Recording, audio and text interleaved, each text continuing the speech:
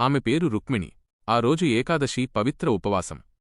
కాని ఒక దుకాణంలో వేయించిన చేపలను చూడగానే ఆమె నిగ్రహం కోల్పోయింది. రహస్యంగా ఒక చేపముక్కను తిన్నది. కాని మనసు నిండలేదు. మళ్లీ వెళ్లి అతిపెద్ద చేపను కొని ఆరగించింది. ఇంటికి వెళ్ళాక ఆమె నోటినుండి వచ్చే చేపల వాసనను ఆమె సోదరి పసిగట్టింది. కోపంతో, ఏకాదశినాడు పాపానికి ఒడిగట్టావా? నువ్వు కీటకాలు తినే బల్లిగా మారిపో అని శపించింది. మరుక్షణమే రుక్మిణి బల్లిగా మారిపోయింది. ఆ బల్లి రూపంలో ఆమె ఒక ఆశ్రమానికి చేరింది. అక్కడ ఒక దుష్టశిష్యుడు సాధువుల కోసం చేసిన పరమాన్నంలో చచ్చిన పామును రహస్యంగా కలిపాడు. ఇది గమనించిన ఆ బల్లి సాధువుల ప్రాణాలు కాపాడటం కోసం సలసల కాగే ఆ పరమాన్నంలోకి దూకి ప్రాణత్యాగం చేసింది. అది చూసి అసహించుకుని పాయసాన్ని పారబోస్తుండగా వారికి అందులో చచ్చిన పాము కనిపించింది. ఆ బల్లి త్యాగమే తమ ప్రాణాలు కాపాడిందని ఆ సాధువులకు అర్థమైంది.